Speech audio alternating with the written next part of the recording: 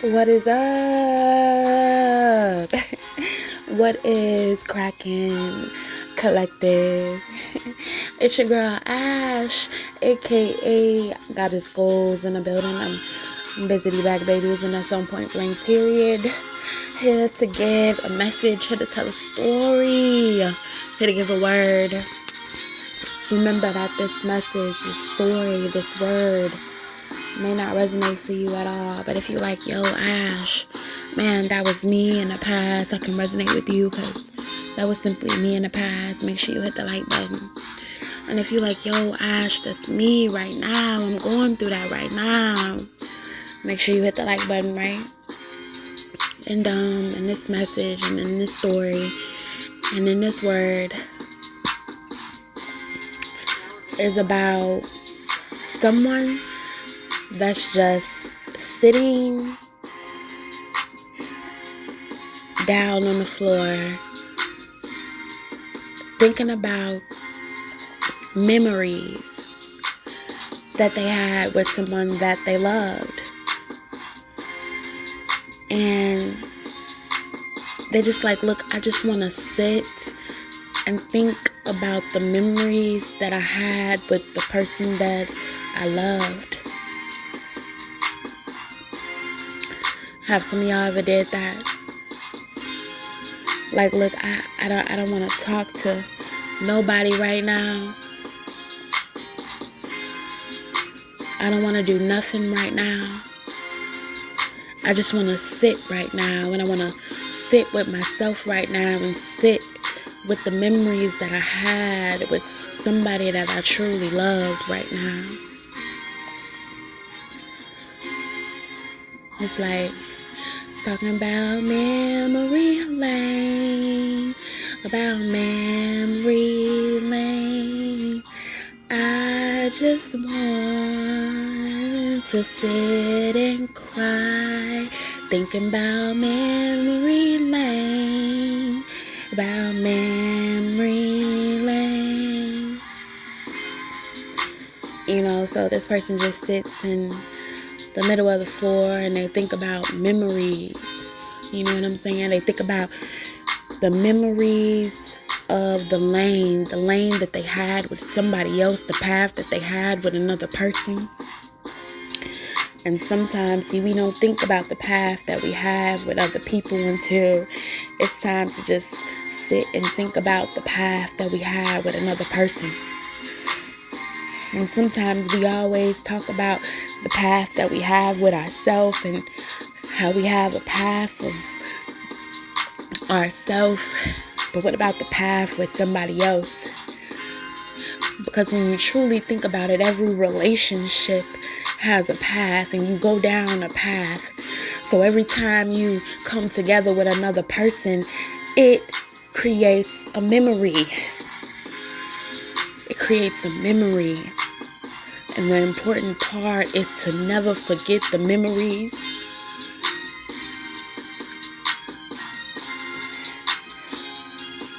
And the important part is to make as many memories and go down the lane as far as you can go down with this person. And make as many memories down this lane as you possibly can.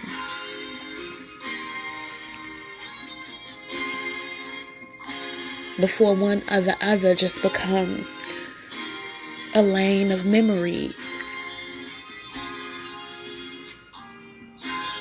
Think about if it was an actual place that you can go to. And you're like, okay, well, today, I miss this person today, and I just want to go down this path today. Even though the person is not here with me today and unable to go down the path with me today, I want to visit this path today. I want to visit the memories today. And you can go to this place and you can just walk down and see all the memories that you have with them. All the laughs that you had, all the tears that you have shedded, and all the conversations, all the moments that they don't never want you to forget, and the moments that you don't never want to forget, and the moments that are imprinted on your soul forever.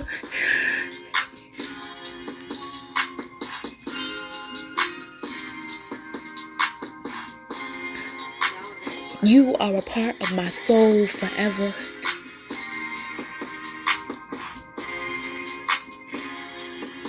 So think about if it was just a lane like that and you can visit this lane.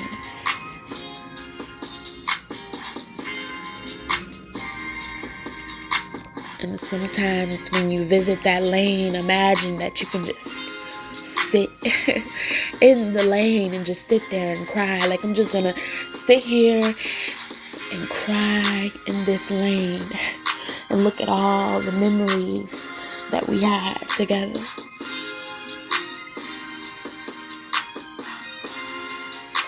I just want to be with me and my memories, the memory lane.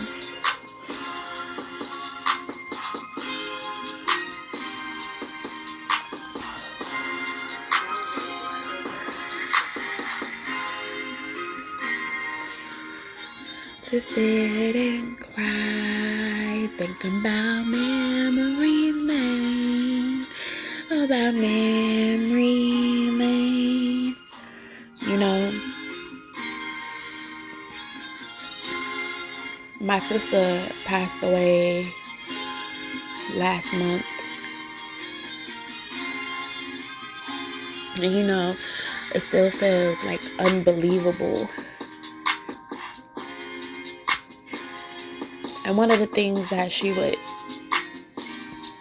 maybe complain about, maybe feel like, you know, it's not fair. She wanted us to have a better connection, like a closer bond and connection. She wanted to spend more time with me. And I feel like she wanted me to understand certain things. But I wasn't able to get to that point to understand certain things.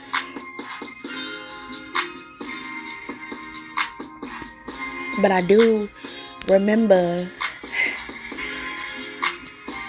the times that we had. And any time that we had, she was the life of the party. Any time that we had,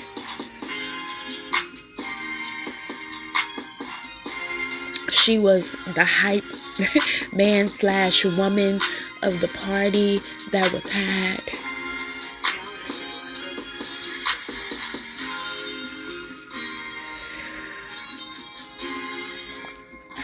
She was there for me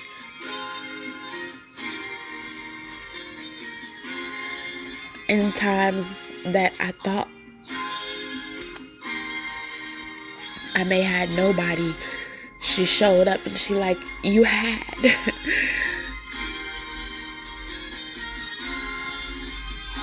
You had me.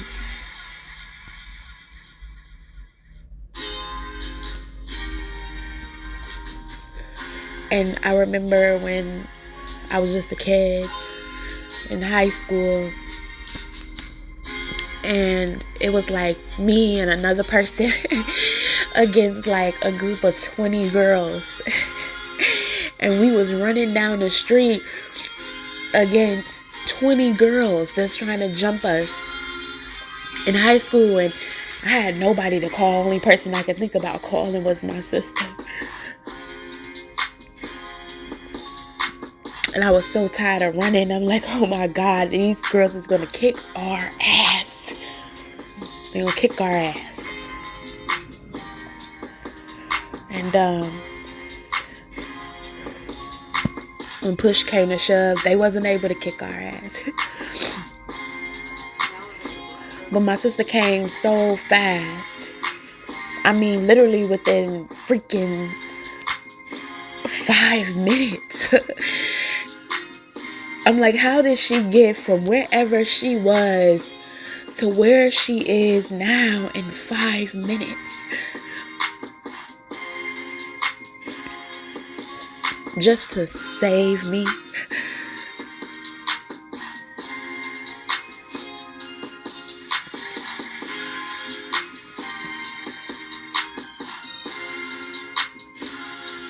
Just to be there for me.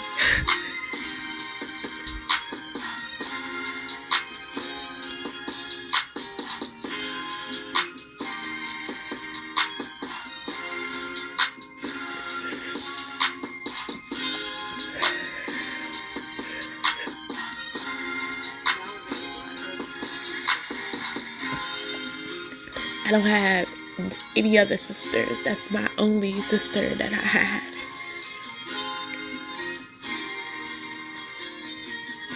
And I know that I was talking to somebody and it was like, you know, I guess he just likes to do that. It's a big bro thing. And I'm like, man, I understand, but I don't got a big sister anymore. I don't have a sister anymore.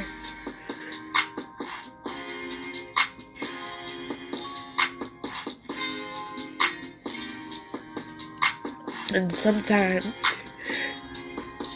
it takes us losing a person to realize, like, how much they truly, really meant to us. And even if we didn't talk like that, they came through at the right moments like that, or what they did was just right on time like that. Like, this had to be meant to be for this moment like that.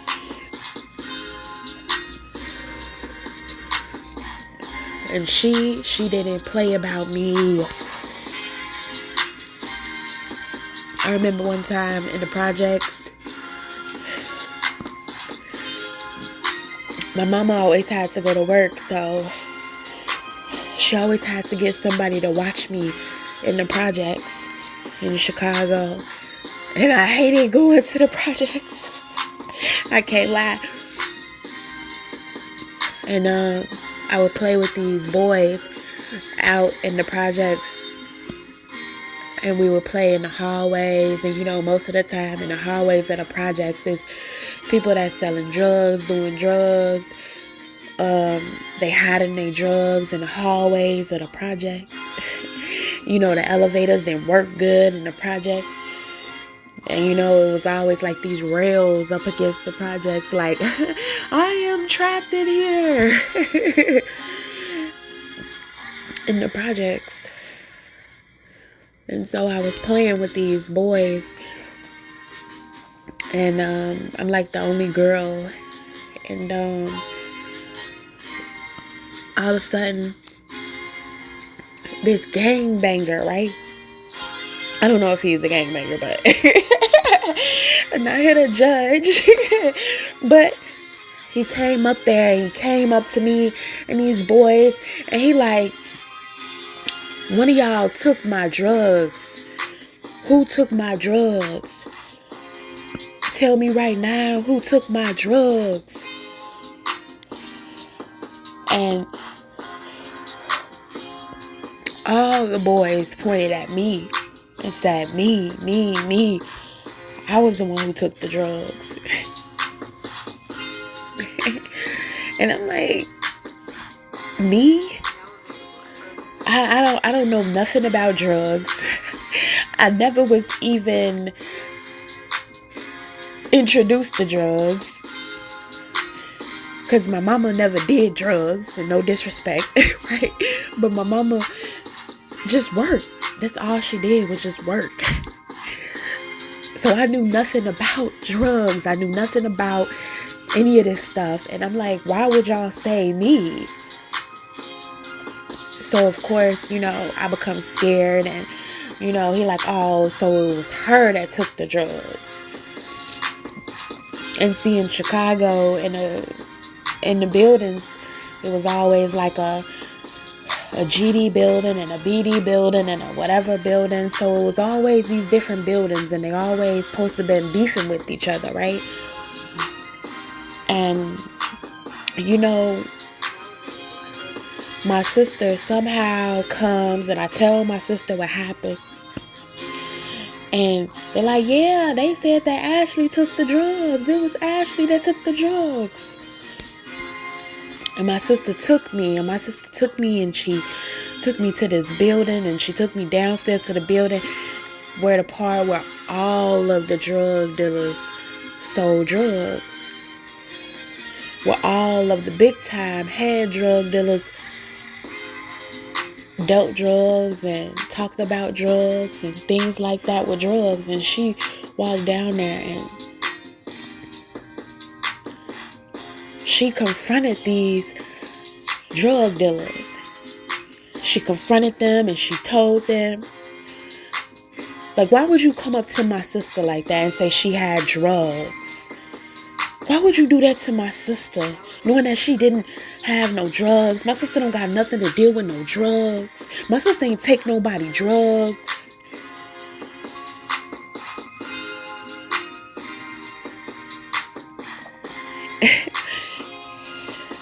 And they honestly respected her.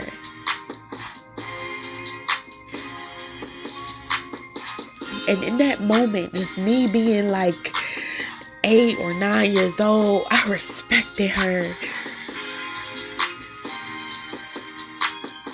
Like, how could you be so confident and so courageous to just walk down there with a whole bunch of drug dealers and confront them about some drugs?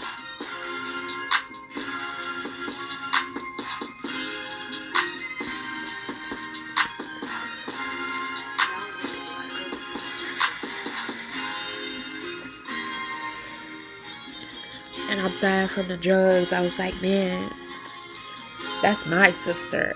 That ain't nobody else's sister. That's my sister.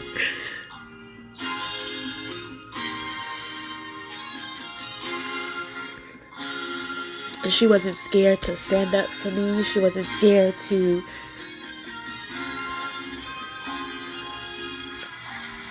confront somebody else about me.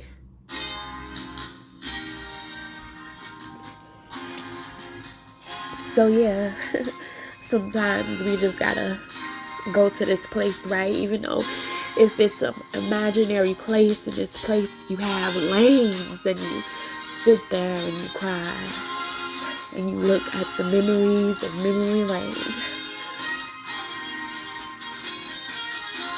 You sit there and cry and you think about the memories.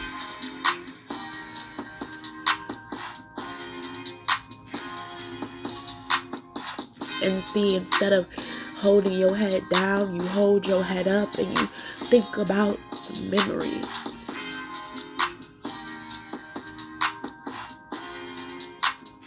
Because what would they tell you of the memory lane that you are in? What would this person tell you?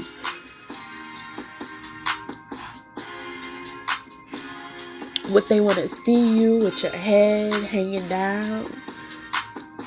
Or would they want to tell you head up? Chin up. The memories are up. And it's meant for you to look up. I am still with you, even though I may be up. Even though my time may be up, I still want you to look up. And when you think about me, you think about up. You think about me and you look up. You think about me and you get up. You think about me and you hold your head up. You think about me and you move forward up. And you think about me and you be fearful up. Fearless up. I'm sorry. Fearful is up. The fear is up. Be fear up. Fear nothing. Fear no one, fear none. The fear is up. Fear up.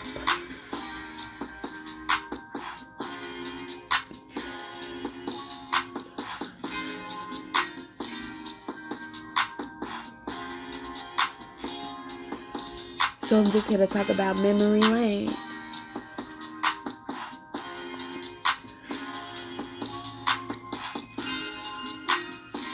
Memory lane.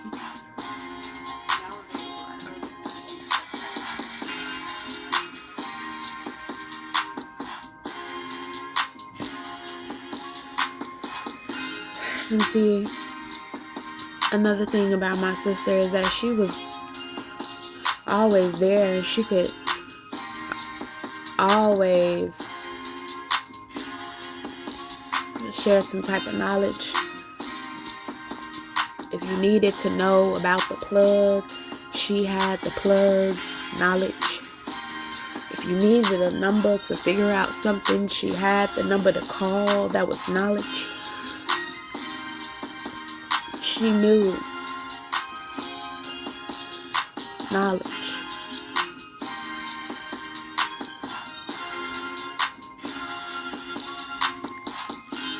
And I wish that I had the chance to get more closer to her, to learn more of her knowledge.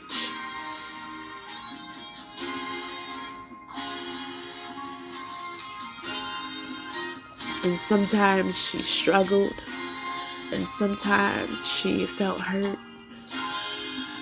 And I knew that she felt hurt.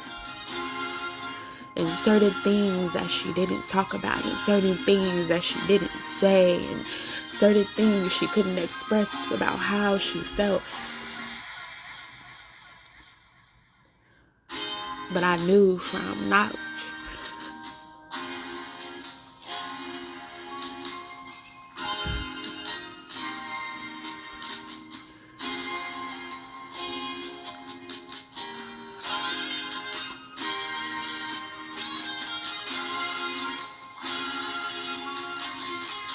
I knew from knowledge.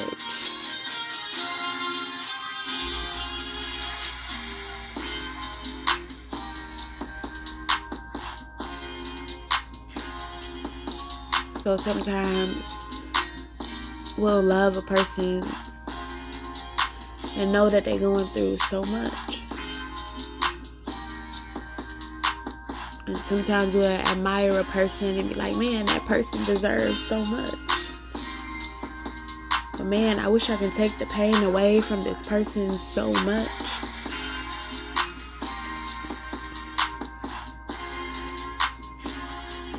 They should be spoiled so much.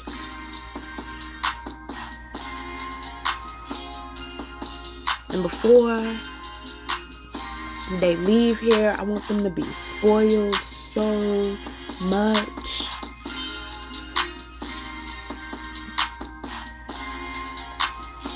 See, in life, I feel like, man, you know, before you leave this life, God, can you just spoil them so much? Can they experience the energy of being spoiled so much? The energy of having things that they haven't been able to have, and getting the things that they haven't been able to get, and be the person that they really, truly wanted to be. Can you please give them that?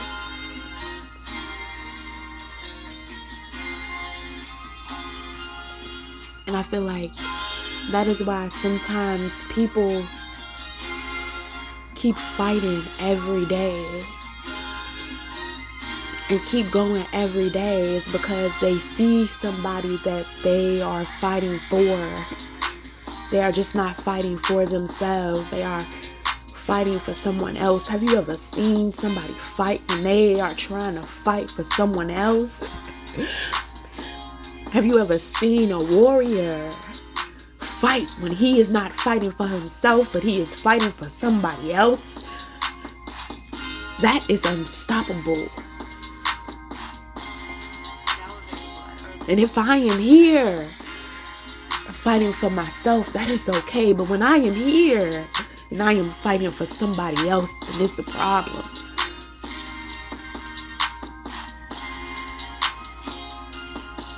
Because I came here all or nothing.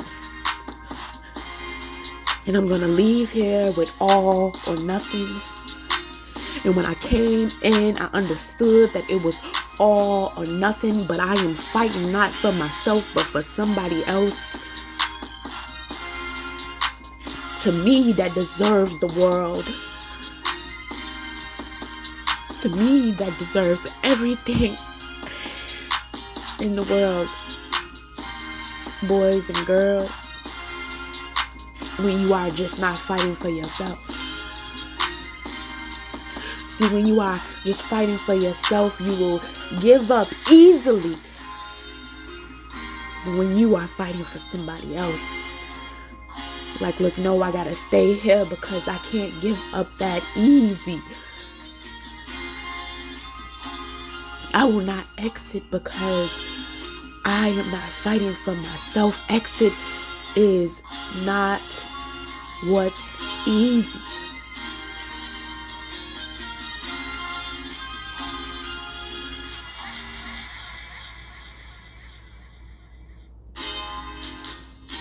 So fighting for yourself is easy. And fighting for yourself, you will die easy. But when you are fighting for somebody else,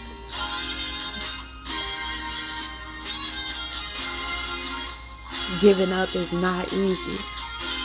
And sometimes giving up is not an option. And sometimes you tell and say to everybody else, giving up is not an option. It is not an option.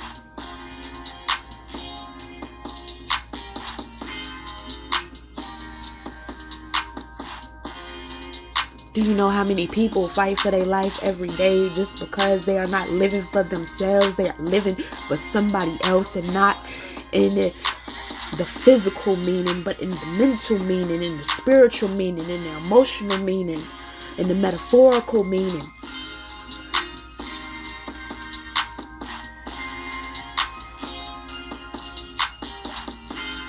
I put on the armor of God for somebody else. And that is the meaning.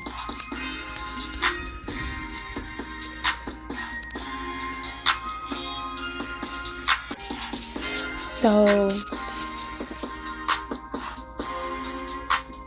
memory lane. Memory lane. I just want to sit and cry, talking about memory lane, about memory lane. Memory lane.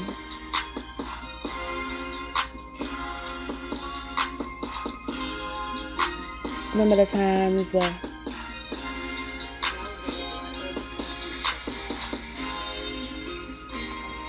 the person that you loved made you happy.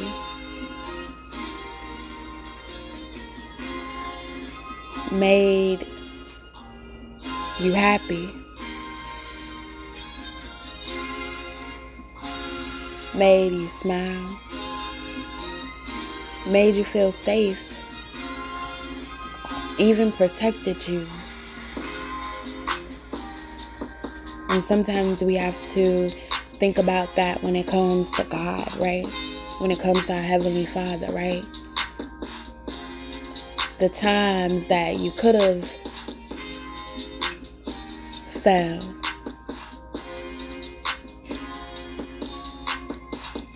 The times that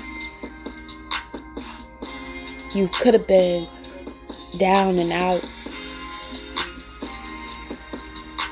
But He always came through for you miraculously. And the reason why we know that there is somebody in control of things more than we are is because of how things happen.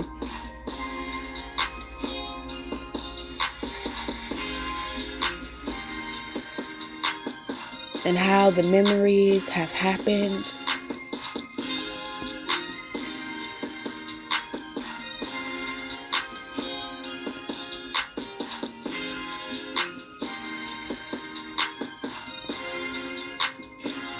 And how love has happened.